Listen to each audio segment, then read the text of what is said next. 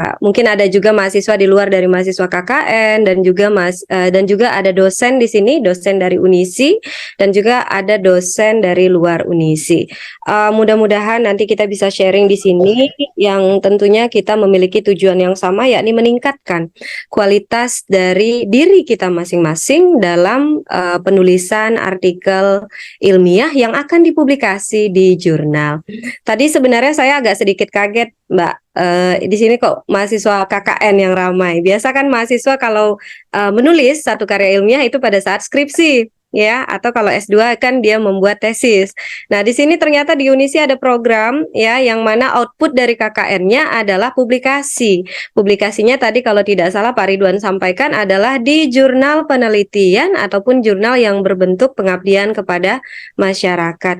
Jadi mudah-mudahan ya di sini memang kalau ini jangan terlalu gimana-gimana. Memang targetnya di sini adalah jurnal ilmiah internasional bereputasi. Tetapi pada umumnya ya dimanapun itu, baik itu jurnal nasional maupun jurnal internasional, kriteria penulisan artikel ilmiah yang baik itu adalah sama.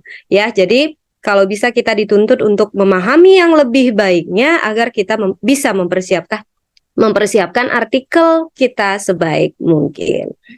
Oke, baik. Kita lanjut ya. Ini adalah sedikit perkenalan dari saya, tapi tadi sudah dibacakan sama Mbak moderatornya. Saya orang Tembilahan, saya bisa bahasa Banjar, saya aslinya Banjar dan Jawa ya. Nanti kalau mau pakai bahasa Banjar juga boleh gitu ya. Saya orang tua masih di Tembilahan, jadi masih sering balik ke Tembilahan. Jadi mudah-mudahan nanti kalau ada waktu ya diberikan rezeki, kita semua bisa silaturahmi secara langsung. Hari ini kita silaturahminya online dulu.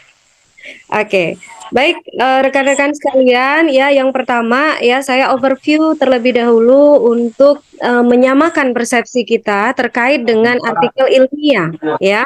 Dan juga kita harus menyamakan persepsi kita terkait dengan jurnal ilmiah. Karena kalau di awal kita sudah salah persepsi, ya nanti tulisan yang kita buat salah, sehingga pada saat kita mau publikasi, ups ditolak sama yang punya jurnalnya ataupun rumah jurnalnya. Ya, oke. Jadi pada intinya ya rekan-rekan sekalian, nanti kalau mau menulis, tulisan itu asalnya dari dua yang dinamakan tulisan ilmiah. Ya, satu dari hasil penelitian, ya, satu lagi dari hasil pemikiran. Nah, ini dia yang bisa digunakan, ya. Yang dari hasil penelitian itu adalah yang kawan-kawan ataupun rekan-rekan biasa buat ya melalui proses penelitian ataupun riset ilmiah.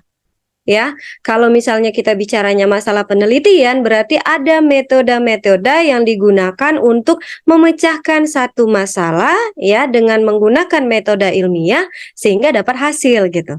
Nah, itu tulisan ataupun artikel ilmiah yang akan kita siapkan melalui hasil penelitian. Nah, yang kedua, ada artikel ilmiah yang juga disiapkan dari hasil pemikiran. Hasil pemikiran ini seperti apa? Contohnya adalah hasil literatur review. Ya. Nah, jadi di sini rekan-rekan sekalian misalnya tidak membuat langsung penelitiannya, tetapi teman-teman mengumpulkan ya studi-studi ataupun riset-riset yang ada ya teman-teman kumpulkan ya teman-teman review ya setelah teman-teman review teman-teman buatkan dalam satu tulisan terkait dengan bagaimana ya riset tersebut membahas ataupun memecahkan satu masalah yang ada. Artinya di sini bukan kita yang melakukan penelitian ya tetapi kita membuat satu literatur review dari penelitian-penelitian sebelumnya. Nah, ini juga bisa diterbitkan dalam sebuah jurnal ilmiah. Makanya kalau misalnya rekan-rekan lihat ya, ada artikel yang di judulnya itu ditulis literatur review. Nah, itu adalah satu artikel yang berasal dari pemikiran. Ya, tetapi ada artikel ya yang di dalamnya memang isinya adalah metode ataupun step-step dalam untuk memecahkan masalah. Nah, itu artinya dia membuat yang namanya penelitian. Oke, ya. Nah, jadi artikel ilmiah berasal dari pemikiran ataupun penelitian. Ditambah lagi satu, ya, artikel ilmiah juga bisa berasal dari hasil implementasi, ya, yang kita terapkan ke masyarakat atau dikatakan dengan artikel ilmiah pengabdian kepada masyarakat yang dipublikasikan. Nah, jadi kawan-kawan yang KKN ya, teman-teman yang KKN di sini nanti melaksanakan program kepada masyarakat, itu semuanya nanti akan ditulis di dalam sebuah laporan. Laporannya nanti dibuat ya, dirancang dalam satu artikel ilmiah gitu ya, penulisan artikel ilmiah mengikuti standar ataupun format penulisan artikel ilmiah pengabdian masyarakat. Beda ya. Nah, yang untuk pengabdian masyarakat formatnya berbeda. Tapi di sini kita fokus untuk yang penelitian. Next time kalau ada yang mau sharing terkait dengan pengabdian masyarakat juga boleh. Ya, nanti kita sharing lebih lanjut. Nah, sekarang kita fokusnya ke yang penelitian. Oke, kalau kita sudah mempersiapkan artikel ilmiahnya, ya rekan-rekan, kita mau terbitkan kemana? Ya, penerbitan itu ada dua. Kita bisa menerbitkannya di dalam sebuah jurnal ilmiah, ya. Kita bisa menerbitkannya di dalam proceeding, ya. Apa beda jurnal ilmiah dan juga proceeding? Nah, ini harus dipahami juga. Kalau jurnal ilmiah, teman-teman menerbitkan melalui jurnal ilmiah, ya.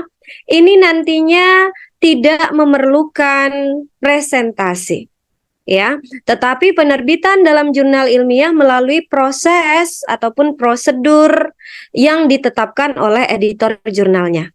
Ya, jadi nanti ya tolong tolong dipisahkan ya definisi dari artikel ilmiah dan juga jurnal. Ya, kalau artikel ilmiah itu adalah satu penelitiannya. Ya, kalau jurnalnya adalah rumah jurnal yang berisikan beberapa penelitian. Ya, jadi jurnal bukan milik Anda. Milik kita apa? Milik kita adalah artikel. Jurnalnya milik siapa? Jurnalnya adalah milik yang punya jurnal. Oke, ya. Nah, jurnal ilmiah di sini tadi saya katakan kalau misalnya nanti kita submit ke dalam sebuah jurnal berarti kita tidak memerlukan presentasi. Ya, tidak dipresentasikan secara oral dalam satu pertemuan ilmiah. Nah, tetapi proceeding itu wajib dipresentasikan karena dia melalui satu kegiatan ataupun aktivitas pertemuan ilmiah. Oke, ya. Nah, di sini kita langsung lihat ya, untuk jurnal ilmiah ini juga ada kategorinya. Ya, jadi sebelum kita masuk ke teknik penulisannya, rekan-rekan semua harus tahu ini ya, kategori-kategori dari jurnal ilmiah, nanti yang mau dituju itu yang mana. Ya.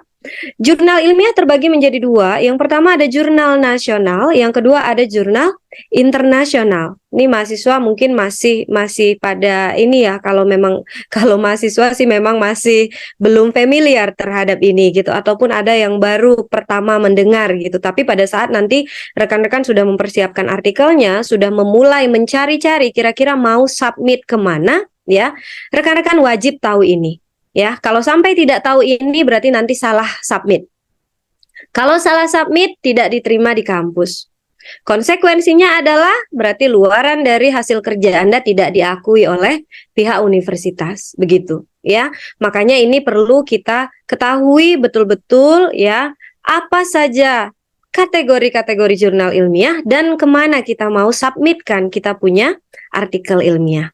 Oke, ya. Nah, kategori yang pertama adalah jurnal nasional. Nah, jurnal nasional ini adalah jurnal yang diterbitkan dengan menggunakan bahasa nasional. Ingat, ya, jurnal nasional ini diterbitkan dengan menggunakan bahasa nasional atau menggunakan bahasa Inggris. Nah, ya. Jadi kalau ketemu jurnal ilmiah berbahasa Inggris, itu belum tentu jurnal internasional, teman-teman. Karena jurnal nasional ya, salah satu syaratnya juga ada ataupun boleh menggunakan bahasa Inggris. Jadi namanya nasional belum tentu bahasa Indonesia. Ada jurnal nasional berbahasa Inggris, tergantung dari yang punya rumah jurnal. Ya. Oke, nah jurnal ini diterbitkan secara online. Tolong hati-hati ya, ketika nanti Anda meminta bantuan orang lain untuk menerbitkan jurnal, tolong dipastikan bahwa jurnal yang dituju itu ada website yang dapat ditelusuri secara online. Ya, kalau mahasiswa karena masih baru-baru mungkin nanti butuh bantuan orang lain gitu. Sekarang sudah banyak ya kawan-kawan ya yang menawarkan bantuan-bantuan untuk publikasi jurnal. Tapi saya tidak sarankan saya lebih menyarankan untuk melakukan pencarian tempat publikasi sendiri, ya, karena kita harus belajar. Oke, nah di mana dapat ditelusuri adalah di online journal system ataupun OJS. Jadi nanti kalau misalnya ketemu ya ataupun mau publikasi jurnal, tolong dipastikan terbitnya secara online karena sudah tidak diakui lagi yang versi cetak saja. Cetak boleh masih ada, tapi online-nya wajib ada, ya. Nah, selanjutnya lagi kategori jurnal nasional ini adalah ya memiliki penulis, editorial team, dan juga reviewer yang berasal dari satu negara saja. Misalnya di Indonesia, dia bikin jurnal, ada satu jurnal berbahasa Inggris, ya, jurnalnya bahasa Inggris. Nanti kalau jurnalnya bahasa Inggris, belum tentu dia jurnal internasional, tetapi ya dia jurnal nasional sebab dia penulisnya dari satu negara, editorial timnya dari satu negara, reviewernya dari satu negara. Nah, teman-teman, tolong dipastikan juga ketika Anda membuka website jurnal, ya, website jurnalnya memiliki tim editor. Wajib. Ya, website jurnalnya memiliki tim reviewer, itu juga wajib. Kalau website jurnalnya ada tapi kosong, ya jangan coba-coba masukkan ke sana. Dan yang paling penting di dalam website jurnal harus ada syarat yang pertama, yakni tertulis nomor ISSN. Ya, ISSN ini adalah nomor seri ya yang dikeluarkan oleh LIPI, ya, Lembaga Penelitian Indonesia, ya.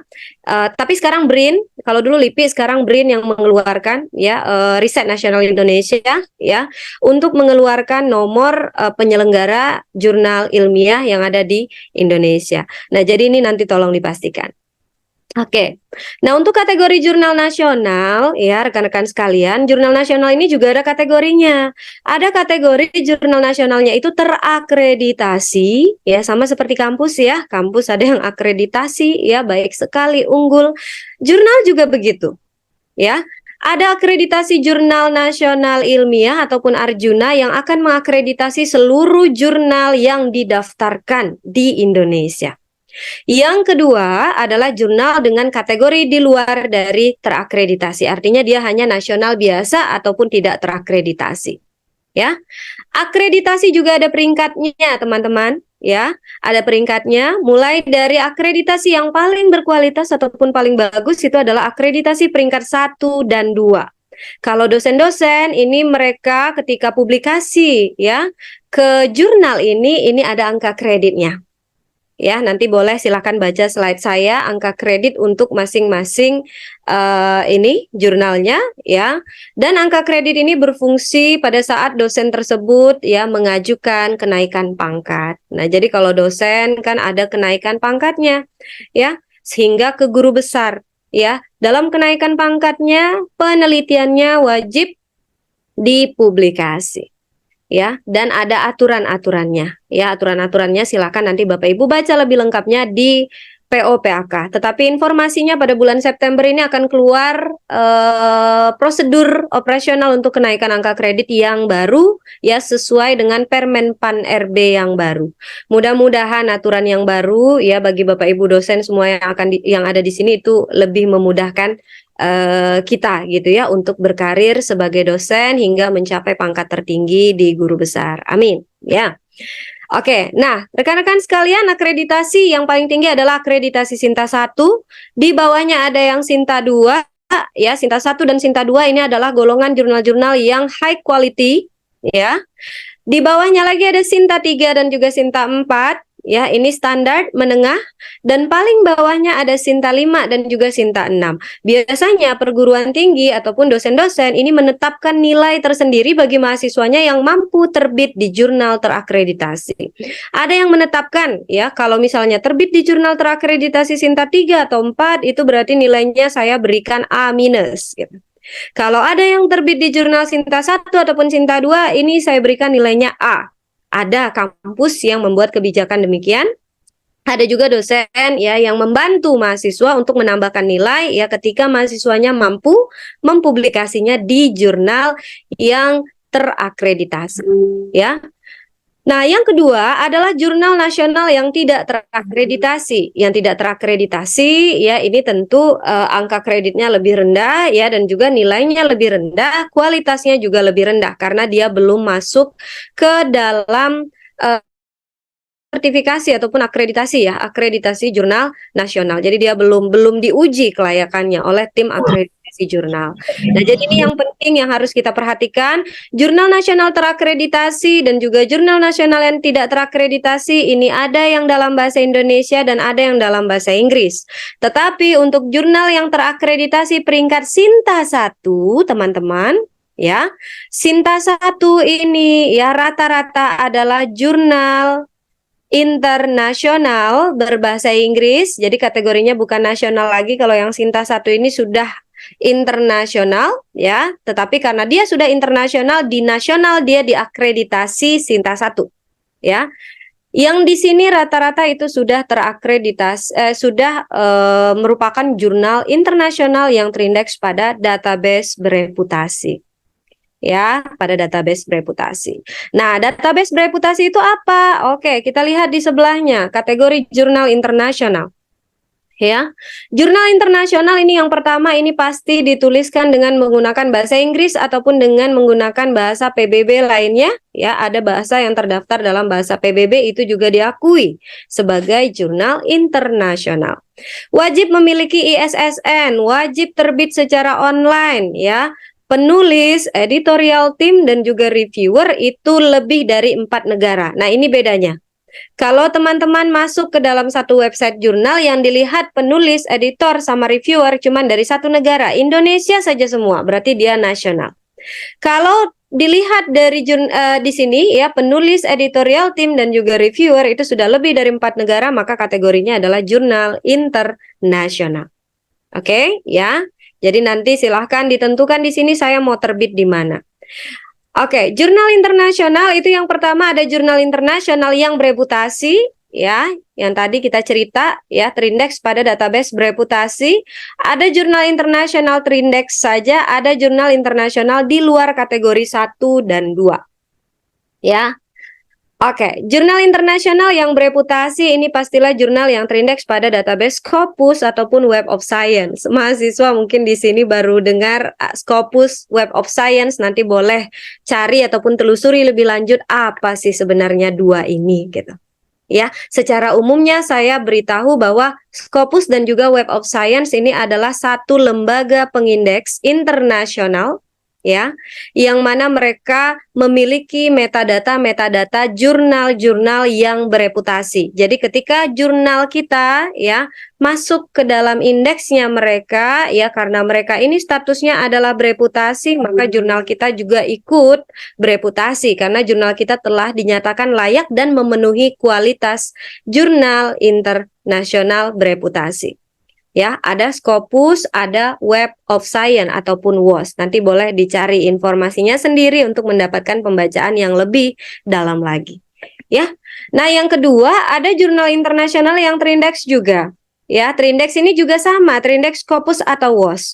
Bedanya adalah nilai SGR-nya. SGR ini apa? SGR ini memang ada nilai ketetapan, ya, ketetapan ataupun perhitungan yang ditetapkan, ya, sebagai nilai untuk jurnal ilmiah yang terdaftar di database-nya Scopus.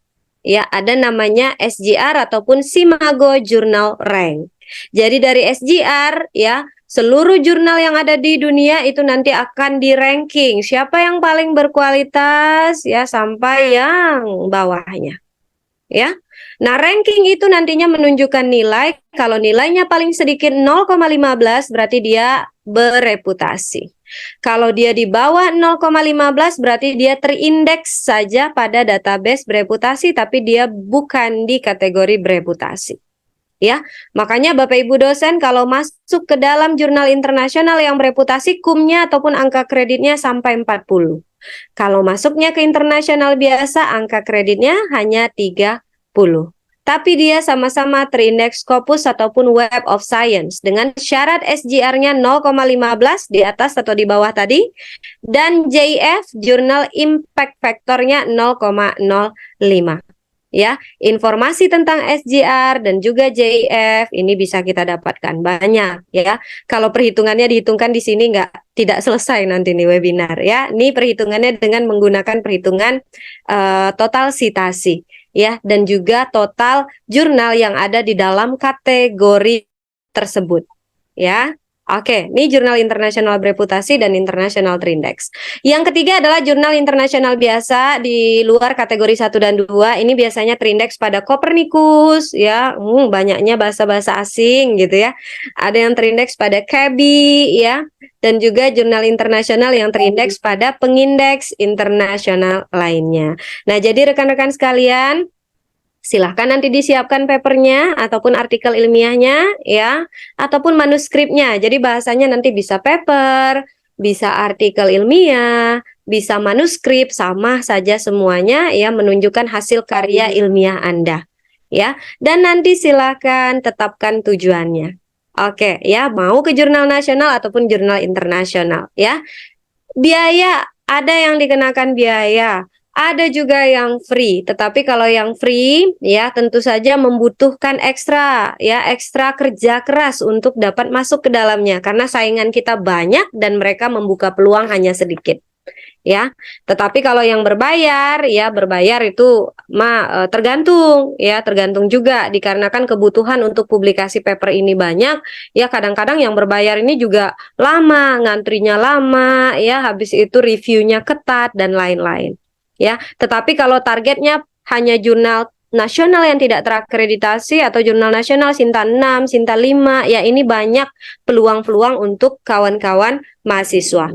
Tapi kawan-kawan mahasiswa yang mau bekerja keras sehingga bisa menempuh publikasi di peringkat 1, 2, ya, ataupun 3, ya, ataupun jurnal internasional bereputasi, berarti ini adalah, ya, mahasiswa-mahasiswa luar biasa, ini benar-benar bisa dikasih nilai A, ya. Oke, nah ini adalah kategori jurnal nasional maupun internasional.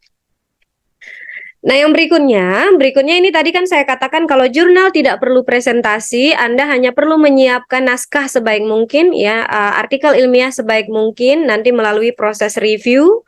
Kalau proceeding ini wajib dipublikasikan. Ada lagi, ya, yang menerbitkan di dalam proceeding ilmiah, ya, yang mana proceeding ini adalah salah satu luaran dari kegiatan konferensi ataupun seminar-seminar yang dilaksanakan oleh perguruan tinggi ataupun lembaga penelitian lainnya, ya.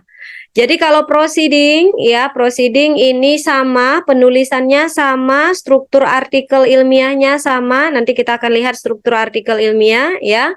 Hanya yang membedakan itu tadi, ya, harus melalui proses presentasi, ya.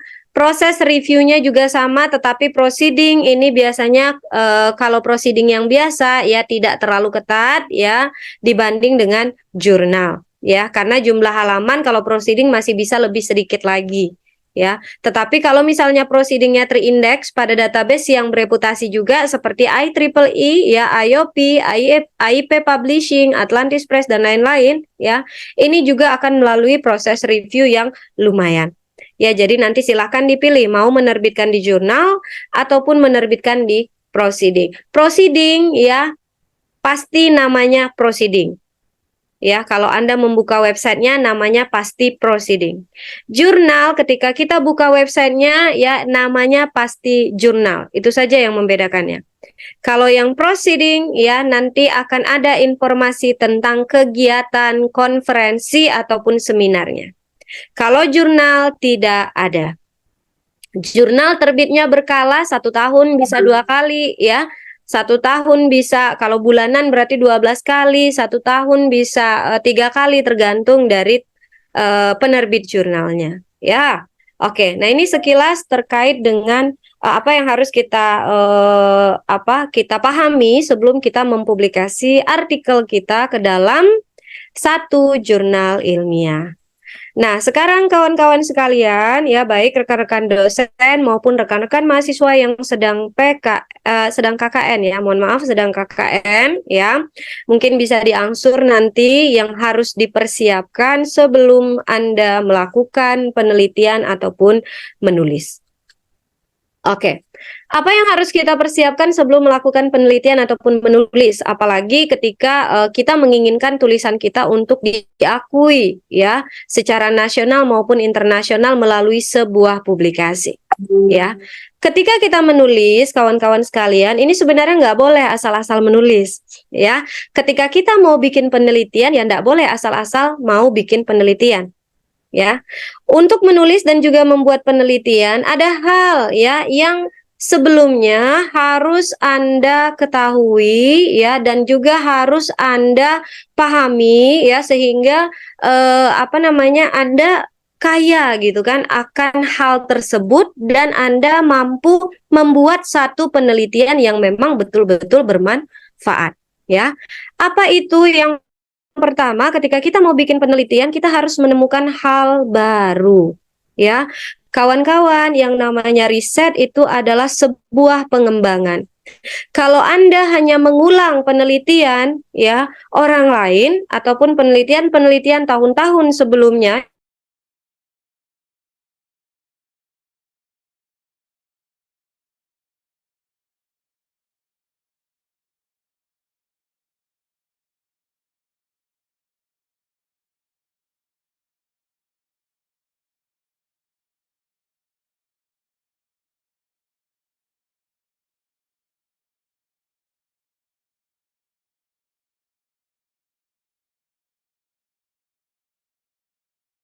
sepuluh tahun ataupun referensi maksimal 5 tahun. Itu betul. Tujuannya apa? Tujuannya agar ilmu ataupun bacaan-bacaan referensi yang kalian gunakan itu update. Ya, sehingga yang Anda akan lakukan itu lagi untuk menjawab masalah-masalah ataupun isu masa kini.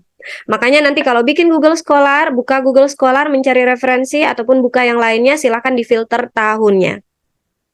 Ya, jadi yang penting harus ditekankan ya kawan-kawan mahasiswa semua, Bapak Ibu dosen semua, tolong kalau membuat penelitian ini silahkan pikirkan hal-hal yang baru ya, bukan penelitian sifatnya adalah replika penelitian karena hati-hati ya kita bisa terdeteksi plagiat dan ya mencoreng yang namanya ya. Selanjutnya, ketika kita sudah mendapatkan ide terkait dengan penelitian, artinya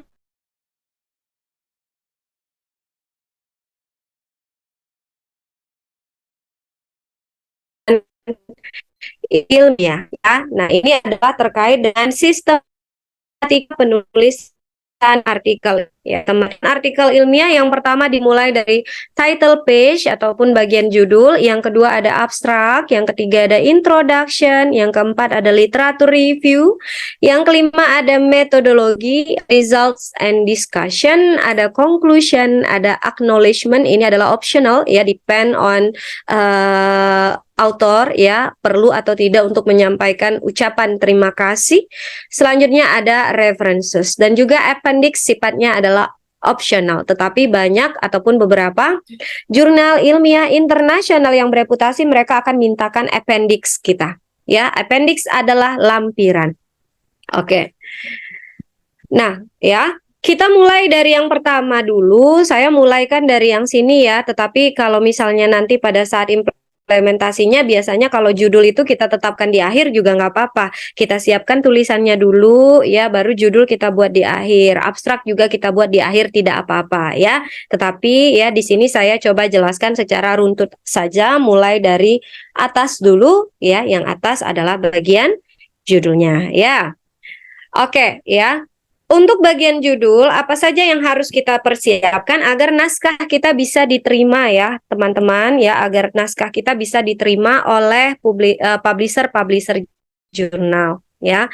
Yang pertama, syarat untuk menulis judul adalah judul ditulis singkat dan juga jelas. Ini wajib. Ya. Biasanya publisher jurnal itu menyarankan judul tidak lebih dari 15 ataupun ada juga yang bilang tidak boleh lebih dari 20 sampai 25 kata. Ya, tetapi lebih ringkas, lebih bagus ya.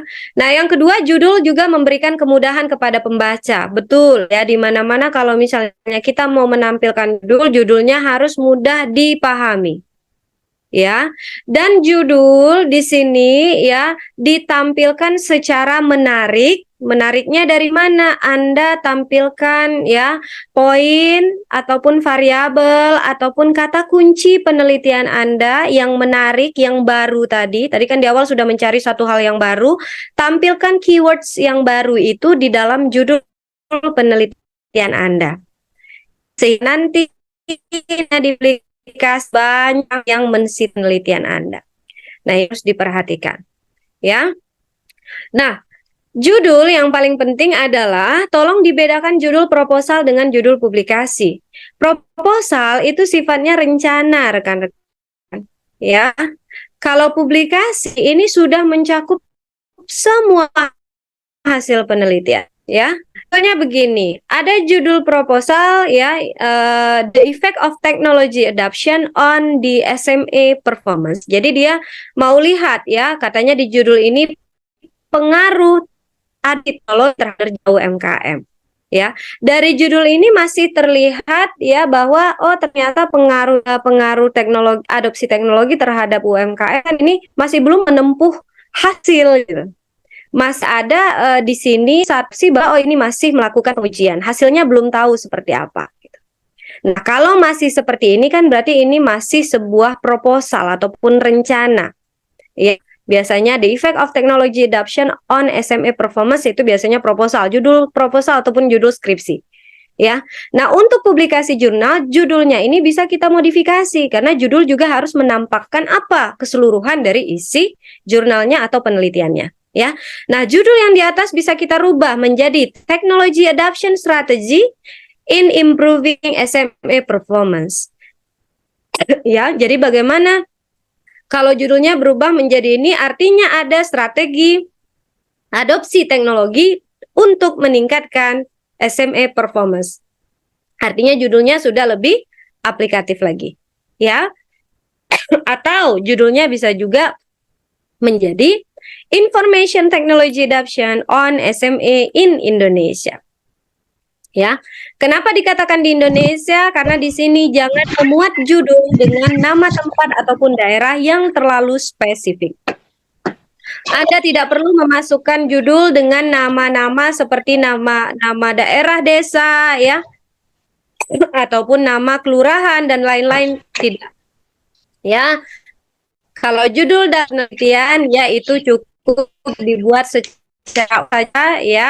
Tapi judul penelitian yang judul artikel ilmiah yang sifatnya pengabdian kepada masyarakat ini perlu ditampilkan mana Anda melakukan pengabdian masyarakat tersebut.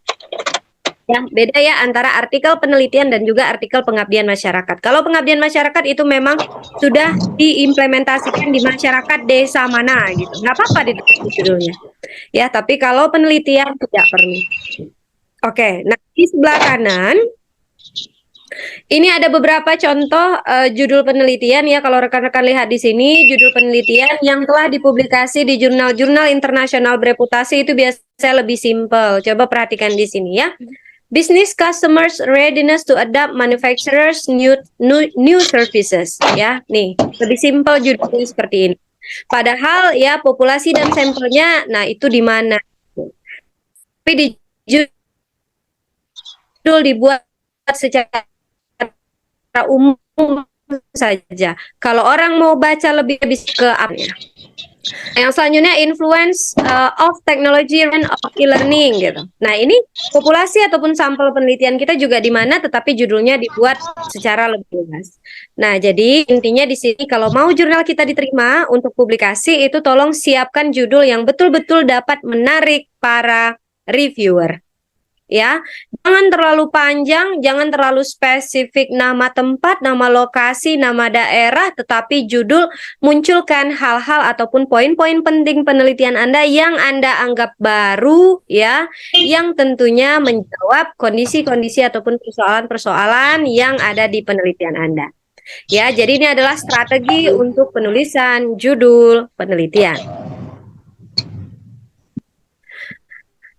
Oke, ya. Nah, setelah judul, kita masuk ke bawahnya. Di bawahnya adalah abstrak dan juga keywords penelitian. Ya, abstrak ini apa? Abstrak merupakan ringkasan secara keseluruhan penelitian. Mohon maaf, boleh di mute terlebih dahulu, Mbak Motor.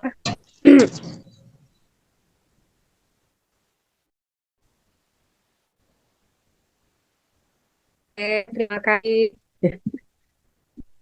Oke, ya.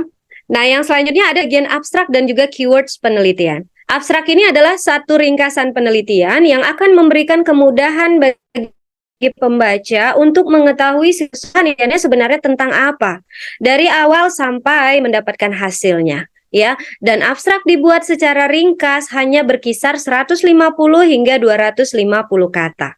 Ya, abstrak juga sama seperti judul.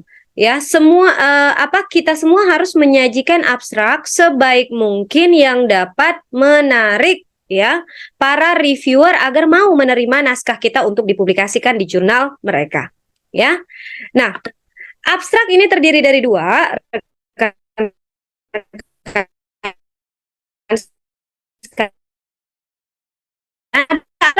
Template-nya itu struktur abstraknya yang seperti apa ya Anda tinggi. Nah, yang kedua ada yang sifatnya tidak terstruktur. Tidak terstruktur kan berarti di dalam satu template itu masih belum ada ya. Kalau di dalam template masih belum ada berarti Anda harus mempersiapkan ya, mempersiapkan tulisan abstrak tersebut. Oke, tulisan abstrak atur sebagai berikut. Yang pertama, di dalam abstrak yang terstruktur Anda harus menampilkan purpose ataupun tujuan penelitian. Nah, jadi tampilkan ya. Tujuan dari penelitian ini adalah untuk ini dan ini.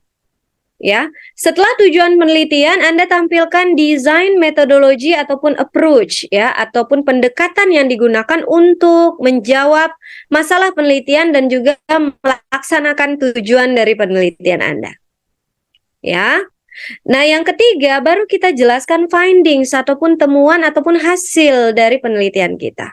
Ya, mohon diingat biasanya sering sekali rekan-rekan mahasiswa ataupun rekan-rekan dosen ya salah dalam membuat abstrak di mana ya adalah di bagian findings ataupun temuan. Di bagian findings ya jika kita menggunakan angka statistik ya sebagai alat atau penelitian kita, maka angka-angka statistik tidak perlu dimasukkan di dalam abstrak. Ya, abstrak hanya menceritakan secara keseluruhan temuan penelitian Anda seperti apa. Tidak usah berupa angka statistik, p value sekian, ini lebih besar, lebih kecil, bla bla bla bla, nggak perlu dimasukin. Ya, yang kita ceritakan adalah bagaimana temuan secara keseluruhan. Jadi tidak ada angka statistiknya. Nah, kalau di abstrak terstruktur dia juga minta originality atau value. Nah, di sini tadi kenapa di awal sekali saya bilang bahwa dalam membuat penelitian jangan sembarangan. Dalam membuat penelitian ya sebelum kita terjun membuat penelitian kita harus banyak membaca. Ketika kita sudah banyak membaca referensi-referensi terbaru, kita dapat ide untuk mengemukakan satu penelitian ataupun ide yang baru gitu. Yang beda dari yang sebelumnya, bukan merupakan replikasi. Ya, karena penerbit jurnal ya menekankan di sini bahwa naskah Anda harus original. Makanya di abstrak ada originality ataupun value.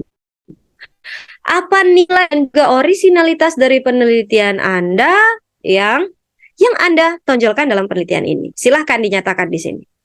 Ya. Artinya kalau ini sifatnya original ya orang lain belum melakukannya. Atau Anda melakukan pengembangan terhadap penelitian orang lain. Nah, jadi ini adalah abstrak yang sifatnya terstruktur. Kalau abstrak yang tidak terstruktur sebenarnya sama ya, Anda juga bisa memulainya dari purpose ataupun tujuan ya, Andanya dengan sedikit overview terkait dengan masalah penelitian Anda, boleh ya. Dan nanti diikuti juga dengan metodologi ya. Di sini nih masalah, tujuan, metodologi, hasil dan implikasi penelitian sama sebenarnya seperti ini, hanya saja di dalam template jurnal tidak ditentukan gitu ya strukturnya seperti apa. Tetapi Anda harus membuat dengan pedoman pembuatan abstrak ya yang terstruktur ya sebagai berikut ya dan dirangkum di dalam satu paragraf. Ya, abstrak hanya satu paragraf teman-teman ya, jangan buat abstrak ya menggunakan beberapa paragraf. Jadi abstraknya hanya satu paragraf yang sudah merangkum ini semua dengan jumlah kata 150 sampai 250. Kalau dalam bahasa internasional, dalam bahasa Inggris, abstrak menggunakan kalimat past tense ya, past tense, was, were ya, has, have been ya dan lain-lain. Dan yang selanjutnya ditutup dengan keywords ataupun kata kunci. Nah, keywords ataupun kata kunci ini adalah kata kunci penting yang tadi kita bilang ya, untuk menonjolkan penelitian kita, variabel kita, metode kita, ya jadikanlah itu keywords-nya. Nah, jadi ini adalah bagian abstrak ya. Jadi tadi judul sudah coba kita rancang, sekarang abstrak sudah coba kita rancang, dan sekarang kita masuk ke tahapan intinya, yakni pembuatan introduction. Jadi sebenarnya ya kalau rekan-rekan yang mungkin sedang tugas akhir ataupun sedang skripsi ya, ataupun membuat laporan penelitian, sebenarnya dalam pembuatan artikel ilmiah itu strukturnya sama. Bab 1 pendahuluan, bab 2 tinjauan pustaka, bab 3 metodologi, bab 4 hasil hasil dan pembahasan, atau ada yang dipisah, hasil sendiri, pembahasan sendiri. Dan yang terakhir adalah kesimpulan, sama ya. Hanya saja karena jurnal ini targetnya adalah ya untuk dipublikasi, artinya kalau dipublikasi itu diakui, nanti jurnal Anda dibaca oleh orang di seluruh dunia ya, makanya permintaannya ya lebih complicated dan harus dipersiapkan ya naskah yang berkualitas. Nah, jadi di dalam introduction apa saja yang harus kita persiapkan? Kita lihat di sini ya. Oke. Di dalam introduction di sini kalau saya juga kebetulan editor jurnal. Saya memiliki rumah jurnal, ada 2 yayasan yang saya dirikan bersama rekan-rekan kerja dan juga bersama keluarga ya. Ada rumah jurnal yang kami dirikan, ini kami memiliki beberapa jurnal yang paling tinggi adalah jurnal kami adalah jurnal internasional bereputasi yang sudah diindeks Scopus ya. Kebetulan itu adalah jurnal teknik, namanya Journal of Applied Science and Engineering ya, JAIDS.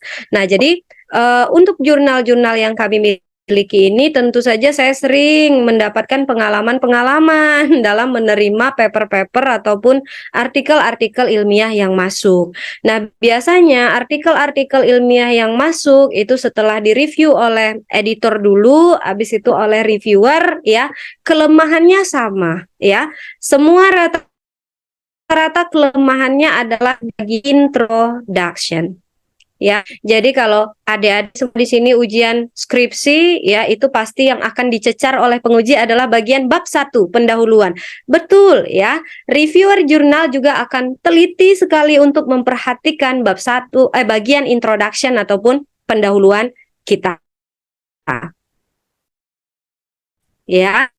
Karena ini adalah bapak yang menyatakan bahwa penelitian Anda ini benar-benar qualified tidak? Penelitian Anda ini benar-benar layak tidak? Nah, yang seperti itu. Ya. Oke. Nah, selanjutnya di sini ya, apa yang harus ada di dalam bab 1 penelitian ya ataupun bagian introduction ya. Yang harus ada di bagian introduction ini adalah masalah ataupun fenomena penelitian. Ya. Kadang-kadang kita lupa sama ini ya. Kita asik saja menulis dan menuangkan ide, tetapi lupa menceritakan fenomena penelitian itu wajib didukung dengan data ya. Makanya kalau kita menuliskan bagian pendahuluan, baik itu di laporan ilmiah, laporan penelitian ilmiah, skripsi ataupun di dalam jurnal ilmiah, itu wajib dimulai dengan yang namanya data ya. Silakan data dicari berupa data sekunder ataupun data primer. ya. Kalau data sekunder kan berarti data yang memang langsung diperoleh dari sumber aslinya, perusahaan, gitu ya. Kalau data primer ini adalah data yang kita olah kembali. Misalnya kita melakukan prasurvei. Nah, jadi data-data yang seperti ini wajib dimunculkan di dalam penulisan jurnal ilmiah. Nah, tetapi bedanya skripsi dengan jurnal, ya, kalau dalam skripsi datanya di sini ditulis berbentuk tabel ataupun grafik. Kalau di dalam jurnal datanya cukup dinarasikan saja dan dibuat referensinya dari mana. Ya, jadi yang pertama harus direkam ataupun yang kedua harus kita ceritakan di sini adalah konsep ataupun variabel ya, dan juga pendekatan yang kita gunakan untuk menjawab fenomena ataupun masalah tersebut. Ya, misalnya di dalam fenomenanya ada fenomena terjadi ya kemunduran pertumbuhan UMKM yang ada di Tembilahan misalnya. Ya, nah itu adalah fenomenanya. Datanya dapat dari mana? Datanya sudah didapat dari Dinas Koperasi dan UMKM. Ya, nah, selanjutnya lagi kita masukkan konsep kita mau memecahkan masalah kemunduran pertumbuhan UMKM ini, apa pendekatan yang mau kita gunakan gitu. Ya, pendekatannya misalnya pendekatan competitive advantage, keunggulan bersaing. Anda harus jelaskan terkait dengan keunggulan bersaing. Ya, pendekatan-pendekatan ini adalah yang Anda peroleh melalui ide penelitian yang di awal tadi. Hal baru apa? Ya. Baru setelah pendekatan ini Anda ceritakan, Anda perlu menceritakan referensi-referensi dari penelitian-penelitian sebelumnya yang relevan, ya, research gap-nya, ya, ataupun teori-teorinya, ya. Karena penelitian ini sifatnya ilmiah, berarti Anda harus memperdalam, membaca versi ilmiah, ya, baik berupa jurnal maupun buku. Nah, nanti ditemukan yang namanya research gap, teori gap, gitu ya, dan lain-lain. Baru setelah itu Anda wajib menjelaskan bagaimana urgensi penelitian Anda. Ya, urgensi penelitian itu bagaimana sih urgent penelitian Anda ini, apa pentingnya itu untuk dilakukan gitu. Ya, dan nanti Anda juga perlu menjelaskan yang tadi saya katakan hanya orisinal atau baruan dari penelitian Anda, novelty. Oke. Nah, di akhir di pendahuluan ini ditutup dengan research question dan juga research objective. Kadang-kadang ada yang minta research objective saja ataupun tujuan penelitian saja, ada yang mintanya bersamaan dengan ya rumusan ataupun masalah penelitian, pertanyaan penelitiannya. Ya, ataupun research questionnya. Jika Anda sudah memenuhi ini semua di dalam bab 1 penelitian Anda ataupun di dalam introduction artikel yang kita siapkan, insya Allah ya reviewer akan melihat nih, oh ternyata ini sudah layak gitu. Hanya paling diberikan masukan untuk bagaimana penulisannya lagi gitu. Apakah kita sudah menuliskannya dengan benar ataukah sudah dengan dalam ya, atau masih belum gitu, masih dangkal. Itu saja lagi ya. Tapi poin-poin ini sudah ada semua ya, ya Allah sudah penulisan ya, dan pastinya sudah memenuhi kualitas artikel ilmiah yang baik, tulisan redaction. Kita lihat contohnya di sini. Ini ada contoh adalah e-commerce and SME performance ya, the moderating influence of entrepreneurial competency. Ya, jadi peran e-commerce dan juga kinerja bisnis ya, bagaimana dimoderasi oleh kemampuan wirausaha. Nah, di sini ada problems ya, research fenomena. Teman-teman lihat fenomena yang ada di sini. Di fenomena ini kebetulan jurnal internasional oleh salah seorang penulis di Pakistan. Jadi fenomena yang diangkat adalah Pakistan. Di fenomena ini dia sudah menjelaskan apa yang terjadi pada UMKM yang ada di Pakistan. Nah, di sini dijelaskan. Nah, di bagian yang ini, according to, ya, nih, berapa persen? 90% of all private enterprises are registered as SMA. Setelah itu lagi, ya, nih, 3,2 juta, ya, approximately 90% katanya business are covered under the definition of SDG. Tapi itu bagaimana developing countries contribute-nya ya, sampai di sini. Dia menceritakan ini adalah fenomena SME ataupun UMKM yang ada di Pakistan. Nah, yang kedua ya, dia menceritakan masalah research gap-nya ya ataupun konsepnya. Nah, ya. Konsep penelitiannya di sini sudah dia lakukan penelusuran terhadap penelitian-penelitian sebelumnya. Ada banyak ya, 1, 2, 3, 4, 5, 6, ada 7 ya. Di sini beberapa penelitian sebelumnya kan sudah melakukan penelitian terkait dengan apa sih hal-hal yang mempengaruhi kinerja bisnis UMKM. Ada yang bilang bahwa di sini yang penting adalah adoption of big data. Ya, ada yang bilang di sini yang penting adalah use of e-government. Ada yang bilang di sini adalah penggunaan e-marketing penting sebagai mediator ya. Habis itu ada lagi yang bilang nih ada teori RBV dan lain-lain. Nah, artinya dari beberapa hal yang mereka temukan atau yang ditemukan dalam artikel ini dari peneliti sebelumnya, dia langsung meramu sebuah orisinalitas penelitian bahwa ya dari penelitian sebelumnya itu masih inkonsisten katanya, tidak konsisten hasilnya, ya. Yang yang seharusnya di-apply, artinya yang seharusnya digunakan untuk meningkatkan kinerja bisnis itu apa gitu. Makanya penelitian ini mencoba menggunakan pendekatan yang namanya entrepreneurial competencies dan juga sebuah e-commerce. Nah, di sini ya. Nah, jadi di sini ada satu kebaruan ataupun orisinalitas penelitian yang diambil oleh penelitian ini berdasarkan research gap sebelumnya. Nah, jadi begini cara penulisannya. Ya. Nah, kita masuk ke bagaimana cara menemukan research gap. Nah, yang ini tadi nih gimana sih cara menemukannya gitu ya. Kalau untuk menemukan research gap itu ada 3 caranya. Yang pertama kita harus pelajari kekurangan ataupun lack dari insufficient research. Jadi kalau kita baca referensi-referensi ya, kita rangkum, kita lihat kekurangannya di mana. Yang kedua ada inkonsistensi. Nah, kalau yang tadi dia bilang dia asalnya dari inkonsistensi ataupun ketidakkonsistenan ya, hasil. Nah, ini adalah yang kedua. Ya. Ataupun yang ketiga, ada penelitian sebelumnya yang tidak clear ya ataupun tidak selesai. Nah, ini juga termasuk bagaimana cara menemukan research gap. Oke, ya. Contohnya yang pertama nih, kalau research gap dari kekurangan penelitian sebelumnya ya. Ada contoh dikatakan bahwa penerapan teknologi IoT dalam pertanian berbasis lahan kering. Jadi ada penelitian, katanya dia mau membuat penelitian terkait dengan penerapan teknologi IoT dalam pertanian berbasis lahan kering. Ya, mudah-mudahan di sini ada yang jurusannya pertanian, ya. Nah, di sini dikatakan bahwa meskipun IoT telah diterapkan di dalam pertanian, ya, ternyata masih ada kurangnya penelitian yang khusus mengenai penerapan teknologi IoT dalam pertanian berbasis lahan kering atau daerah yang kurang subur. Nah, jadi katanya ketika dia membaca referensi-referensi sebelumnya tentang penerapan IoT dalam pertanian itu sudah banyak, gitu kan? Nah, tetapi ya kelebihan dari penelitian sebelumnya itu ternyata masih belum ada loh yang mengimplementasikan IoT ini ke pertanian yang daerahnya kurang subur. Nah, jadi ini menjadi satu kebaruan penelitian ini.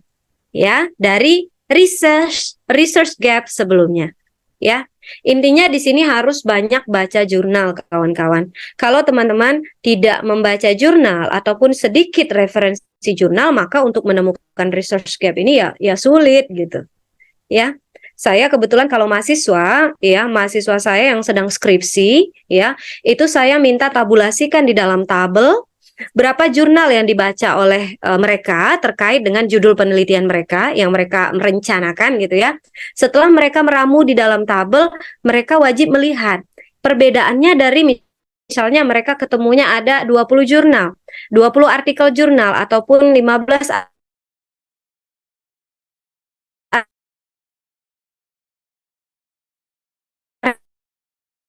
artikel jurnal.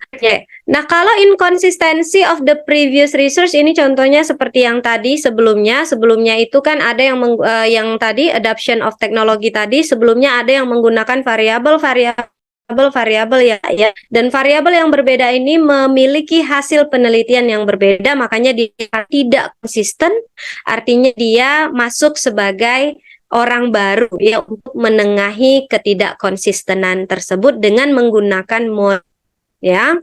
Nah, kalau yang ketiga katanya riset terdahulunya itu masih belum selesai. Di sini ada contohnya penggunaan teknologi nirkabel dalam sensor industri, ya. Nah, katanya beberapa penelitian telah mengeksplor ya penggunaan teknologi nirkabel dalam sensor industri. Oh, ini inkonsisten ya. Namun ada ketidaksesuaian. Jadi ini masih contoh inkonsisten. Ya, jadi katanya banyak penelitian tentang teknologi nirkabel ini orang-orang teknologi ya, orang-orang teknik. Nah, namun ada ketidaksesuaian tentang bagaimana kehandalan dan keakuratannya. Makanya penelitiannya mencoba katanya untuk mengkaji lebih lanjut. Lihat nih. Dengan demikian kajian ini digunakan untuk mengkaji lebih lanjut ya, bagaimana mengatasi tantangan-tantangan tersebut. Nah, jadi hal-hal seperti ini wajib kita tuliskan di dalam satu jurnal, satu artikel jurnal, teman-teman, agar bisa nantinya melalui proses ya proses jurnal kita agar bisa dipublikasi di rumah jurnal baik itu nasional maupun internasional ya. Nah, pokoknya filosofi dari sebuah novelty itu adalah menghilangkan sesuatu yang tidak mesti ada atau menambah sesuatu yang seharusnya ada. Jadi, bagaimana kita mendapatkan kebaruan penelitian ini caranya adalah dengan memperbanyak membaca. Ya, jadi pesan saya kepada kita semua, rajin-rajinlah membaca. Jika Anda mau membuat penelitian ilmiah, yang dibaca adalah referensi-referensi dari jurnal ilmiah. Baca buku boleh, tetapi buku yang berkaitan ya dengan metode riset ilmiah Anda ataupun konseptual penelitian Anda. Ya, bukan baca buku yang lain. Baca fenomena-fenomena yang ada di internet boleh ya. Membaca fenomena yang ada di internet itu memberikan ide ya terkait dengan yang terkini nih yang sedang update isu-isunya apa. Nah, itu juga bisa menjadi satu ide ataupun gagasan penelitian kita sehingga penelitian kita nih bisa betul-betul penelitian yang baru. Gitu ya. Oke, nah ini adalah bagaimana cara men-share. Nah, kita dengan bab 1 pendahuluan, jadi insya Allah semuanya bisa membuat pendahuluan dengan struktur yang seperti ini. Yang pertama fenomenanya akan dulu ya. Jadi makanya ada yang bilang bahwa kalau bab 1 ya, kalau bab 1 di dalam skripsi ataupun artikel ilmiah bagian introduction ataupun pendahuluan itu bentuknya adalah piramida terbalik. Piramida terbalik artinya apa? Nih kalau seperti ini piramidanya dibalik berarti Anda harus menceritakan secara umumnya dulu, fenomena umum, nanti baru sampai membentuk kerucut di bawahnya. Ini artinya fenomenanya lebih khusus lagi. Ya, makanya di sini yang kita ceritakan di awal adalah fenomena. Karena fenomena sifatnya umum. Ya, masuk ke yang lebih khusus berarti Anda sudah harus menjelaskan konseptual penelitian ini yang dikaitkan dengan fenomena yang lebih khusus. Setelah itu khusus lagi berarti Anda sudah masuk ke gap, teori gap dan juga penelitian-penelitian Anda. Masuk yang lebih khusus lagi berarti Anda sudah punya novelty tersendiri dari penelitian Anda yang tidak dimiliki oleh orang lain. Ya, dan yang terakhir adalah tujuan dari penelitian Anda. Nah, jadi bayangkan saja membuat introduction itu piramida terbalik.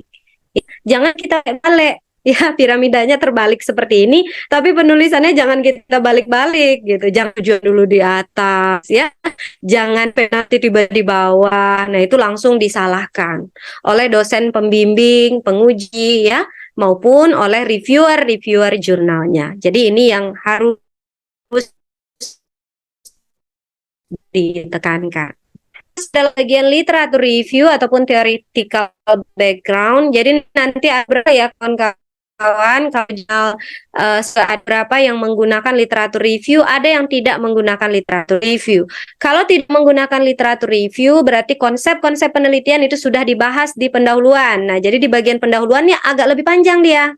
Ya, ditambahkan dengan nih di bagian konsep-konsep ini agak lebih panjang dia. Jika jurnalnya memiliki template, tidak ada literatur reviewnya. Tetapi kalau ada literatur review ataupun theoretical background, berarti di dalam jurnalnya itu wajib dibuat tersendiri.